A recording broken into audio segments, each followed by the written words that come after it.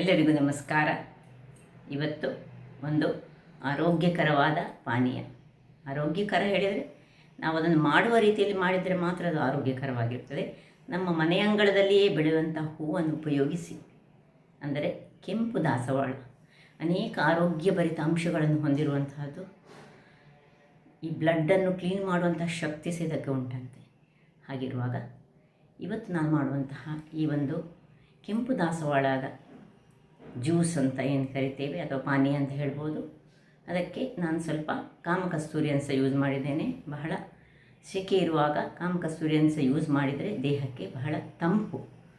ಹಾಗಿರುವಾಗ ಯಾರೆಲ್ಲ ನನ್ನ ಚಾನಲನ್ನು ನೋಡ್ತಿದ್ದೀರಿ, ಯಾರೆಲ್ಲ ಇನ್ನೂ ಸಬ್ಸ್ಕ್ರೈಬ್ ಮಾಡಿಲ್ಲ, ದಯವಿಟ್ಟು ಸಬ್ಸ್ಕ್ರೈಬ್ ಮಾಡಿ ಸಪೋರ್ಟ್ ಮಾಡಿ ಅಂತ ಹೇಳುತ್ತಾ ಬನ್ನಿ ಯಾವ ರೀತಿಯಲ್ಲಿ ಈ ಕಲ್ಲು ಸಕ್ಕರೆಯನ್ನು ಉಪಯೋಗಿಸಿ ಮಾಡುವಂತಹ ಈ ಕೆಂಪು ದಾಸವಾಳದ ಪಾನೀಯವನ್ನು ತಯಾರಿಸುವುದನ್ನು ನೋಡೋಣ. ನಮಸ್ತೆ ಮಿತ್ರರೇ, ಸಮ್ಮರಿಗೆ ಇನ್ನೊಂದು ಆರೋಗ್ಯದಾಯಕವಾದ ಜ್ಯೂಸ್, ಅದು ಸಹ ನಮ್ಮ ಲೋಕಲ್ ಆಗಿ ಬೆಳೆಯುವಂತಹ ಈ ವೈಲ್ಡ್ ಕಾಟು ದಾಸವಾಳ ಹೈಬಿಸ್ಕಸನ್ನು ಯೂಸ್ ಮಾಡಿ ಮಾಡುವಂತಹದ್ದು. ಈಗ ಇದಕ್ಕೆ ಬೇಕಾಗಿರೋದು ನೋಡಿ, ಇದು ನೋಡಿ ಕಪ್ಪು ಕಲ್ಲು ಸಕ್ಕರೆ ನೀವು ಕಂಡಿರುವಿರಿ. ಕೆಂಪು ಕಲ್ಲು ಸಕ್ಕರೆ ಹಾಗೆ ಕಪ್ಪು ಕಲ್ಲು ಸಕ್ಕರೆ ಸಿಗ್ತದೆ. ಏನು ಎಡಲ್ಟ್ರೇಷನ್ ಎಲ್ಲ ಏನಿಲ್ಲದಂತಹ ಕಲ್ಲು ಸಕ್ಕರೆ ಇದು. ಮತ್ತು ಒಂದು ಚಮಚದಷ್ಟು ಸಬ್ಜಾ ಬೀಜ. ಇದನ್ನೀಗ ನಾನು ಸುರಿಗೆ ಬಿಸಿ ತಣ್ಣಗಾದ ನೀರಿನಲ್ಲಿ ಇದನ್ನು ಮುಳುಗಿಸ್ಕೊಂಡಿಡ್ತೇನೆ. ಒಂದು 5 ನಿಮಿಷ ಸಾಕಾಗ್ತದೆ ಇದಕ್ಕೆ. ಸೊ ಇದು ಅಲ್ಲಿ ಹಾಗೆ ಮುಳುಗಿರ್ತಾ ಇದ್ದರೆ ಸ್ವಲ್ಪ ಕರಡಿಸ್ಕೊಳ್ಳೋಣ ಬೇಕಿದ್ದರೆ. ಇನ್ನು ಮೊದಲಿಗೆ ಇದನ್ನು ಚೆನ್ನಾಗಿ ತೊಳೆದುಕೊಳ್ಳೋಣ. ಒಂದೊಂದೇ ಎಳೆಯನ್ನು ಬಿಡಿಸಿಕೊಂಡು ನೋಡಿ, ಹೀಗೆ ಇದನ್ನು ಎಳೆಯಾಗಿ ತೆಗೆದುಕೊಂಡು ಎಲ್ಲ ಒಂದು ತೆಗಿತೇನೆ. ತೆಗೆದು ಸುರಿಗೆ ತೊಳೆದುಕೊಳ್ಳೋಣ. ವೀಕ್ಷಕರೇ, ನಾನೊಂದು 3 ಗ್ಲಾಸ್ ಮಾಡಲಿಕ್ಕೆ ಒಂದು 6 ದಾಸವಾಳವನ್ನು ಚೆನ್ನಾಗಿ ತೊಳೆದುಕೊಂಡೆ. ಈಗ ಇಲ್ಲಿ ಒಂದು ಗ್ಯಾಸನ್ನು ಉರಿಸಿಕೊಂಡು ಬಿಸಿ ತಣ್ಣಗಾದ ನೀರು, ಇದು ಬಿಸಿ ತಣ್ಣಗಾದ ನೀರನ್ನು ನಾನು ಯೂಸ್ ಮಾಡಿಕೊಟ್ಟಿದ್ದೇನೆ. ಸೊ ಬಿಸಿ ತಣ್ಣಗಾದ ನೀರನ್ನು ನಾವು ಸ್ವಲ್ಪ ಬಿಸಿ ಮಾಡಿಕೊಳ್ಳೋಣ. ಸ್ವಲ್ಪ ಬಿಸಿ ಆಗಲಿ ಅದು. ಇದು ಬಿಸಿ ಆಗ್ತಿರುವಾಗ ಇಲ್ಲಿ ನಾನು ಈ ಕಲ್ಲು ಸಕ್ಕರೆಯನ್ನು ಚೆನ್ನಾಗಿ ಗುದ್ದಿಕೊಳ್ತೇನೆ. ನೀವು ಹೇಗೆ ಸಹ ಪುಡಿ ಮಾಡಿದರೆ ಆಯ್ತು. ಇದನ್ನು ಪುಡಿ ಮಾಡಿಕೊಳ್ಳೋಣ ಎಲ್ಲವನ್ನು ಸಹ. ಎಷ್ಟು ನಿಮಗೆ ಸಿಹಿ ಬೇಕು ಅಷ್ಟು ಕಲ್ಲು ಸಕ್ಕರೆಯನ್ನು ಪುಡಿ ಮಾಡಿಕೊಳ್ಳಿ. ವೀಕ್ಷಕರೇ, ಸಾಕು, ಇಷ್ಟು ಪುಡಿ ಆದರೆ ಸಾಕು. ಸರಿ, ಪುಡಿ ಸಹ ಮಾಡ್ಬೋದು, ಅಥವಾ ನೀವು ಮಿಕ್ಸಿಯಲ್ಲಿ ಹಾಕ್ಕೊಂಡು ಸಹ ಪುಡಿ ಮಾಡ್ಕೊಳ್ಬೋದು.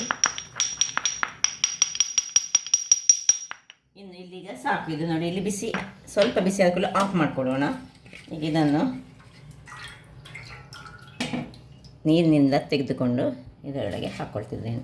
ಇನ್ನು ಆಫ್ ಮಾಡಿಕೊಂಡು ನಾವು ಇದನ್ನು ತುಂಬ ಕುದಿಸಲಿಕ್ಕಿಲ್ಲ, ಖಾಲಿ ಬಿಸಿ ತಣ್ಣಗಾದ ನೀರು ಬಿಸಿ ಆಗುವಾಗ ಇದನ್ನು ಆಫ್ ಮಾಡಿಕೊಂಡ್ರೆ ಆಯಿತು. ನೋಡಿ, ಇದು ಆಯಿತು. ಇದು ಆಗಲೇ ಆಫ್ ಮಾಡ್ಕೊಂಡಿದ್ದೇನೆ ನಾನು. ಇದನ್ನೀಗ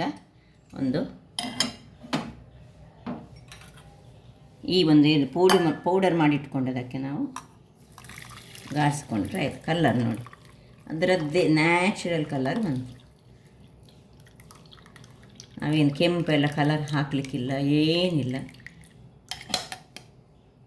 ಈಗ ಇದನ್ನು ಕಲಡಿಸ್ಕೊಳ್ಳೋಣ. ಇದಕ್ಕೀಗ ಅರ್ಧ ಲಿಂಬೆಯನ್ನು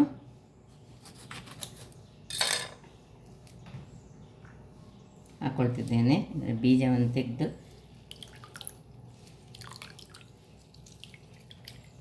ಲಿಂಬೆ ಹಾಕಿದ ಕೂಡಲೇ ಅದರ ಕಲ್ಲರ್ ಇನ್ನೂ ಸಹ ಕೆಂಪಾಗಿ ಬರ್ತದೆ ನೋಡಿ.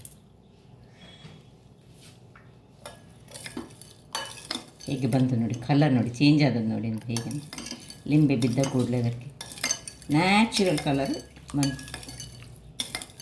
ಇನ್ನು ಈ ಸಬ್ಜಾ ಬೀಜ ಏನುಂಟು ನೋಡಿ, ಎಷ್ಟು ಬೇಗ 5 ನಿಮಿಷದಲ್ಲಿ ಬೀಜ ಹೇಗೆ ಆಯಿತು ನೋಡಿ. ಈಗ ಇದಕ್ಕೊಂದು 2 ಪೀಸ್ ಐಸ್ ಪೀಸ್ ಹಾಕಿದರೆ ಈ ಒಂದು ಸಮ್ಮರಿಗಂತೂ ಹೇಳಿ ಮಾಡಿಸಿದಂತಹ ಒಂದು ಡ್ರಿಂಕ್ ರೆಡಿ ಆಯಿತು ನೋಡಿ. ಒಂದು ತುಂಡು ಐಸ್ ಹಾಕ್ತೇನೆ. ಹೀಗೆ ಇದಕ್ಕೆ ಐಸ್ ಹಾಕ್ಕೊಳ್ಬೋದು, ಅಥವಾ ನಾವು ಗ್ಲಾಸ್ಗೆ ಸರ್ವ್ ಮಾಡಿದ ಮೇಲೆ ಸಹ ಐಸ್ ಹಾಕ್ಬೋದು. ಇಲ್ಲಿ ಸಿಹಿ ನಿಮ್ಮ ಸಿಹಿಗೆ ಅನುಗುಣವಾಗಿ. ಸೊ ಯಾರಿಗೆ ಈ ಕಲ್ಲು ಸಕ್ಕರೆ ಬೇಡ ಅಂತಂದ್ರೆ ಸಕ್ಕರೆ ಬೇಕಿದ್ರೆ ಸಕ್ಕರೆ ಯೂಸ್ ಮಾಡ್ಬೋದು. ಅದು ಹೆಲ್ದಿ ವರ್ಷನಲ್ಲಿ ಮಾಡಬೇಕಾದ್ರೆ ನಾವು ಕಲ್ಸಕ್ಕರೆಯನ್ನು, ಕೆಂಪು ಕಲ್ಸಕ್ಕರೆ, ಇಲ್ಲದಿದ್ದರೆ ಹೀಗೆ ಈ ಐಸ್ ಸಹ, ಆ್ಯಕ್ಚುಲಿ ಐಸ್ ಸಹ ಬೇಡ ನಮಗೆ, ಐಸ್ ಸಹ ಆರೋಗ್ಯಕ್ಕೆ ಒಳ್ಳೆಯದಲ್ಲ. ಮತ್ತು ಸ್ವಲ್ಪ ತಂಡವಾಗಿ ಬೇಕಂತಾದರೆ ನಾವು ಐಸನ್ನು ಹಾಕ್ಕೊಂಡು ಕುಡಿಬೋದು. ಈಗ ನಾನು ಇದನ್ನು ಸರ್ವ್ ಮಾಡ್ತೀನಿ ನೋಡಿ. ಸರ್ವ್ ಮಾಡುವಾಗ ಹೇಗೆ ಎಷ್ಟು ಚೆನ್ನಾಗಿ ಗ್ಲಾಸಲ್ಲಿ ಕಾಣ್ತದೆ ಹೇಳಿದರೆ,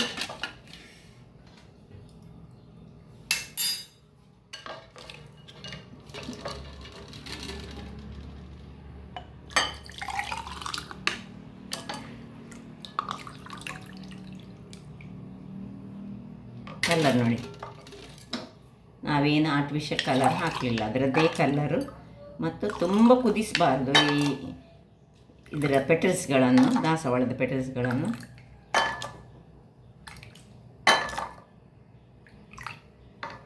ಸೊ ಆರೋಗ್ಯಭರಿತವಾದ ಸಮ್ಮರ್ ಸೀಸನ್ಗೆ ಕೇಳಿ ಮಾಡಿಸಿದಂತಹ ಒಂದು ಡ್ರಿಂಕ್ ರೆಡಿ ಆಯಿತು ನೋಡಿ.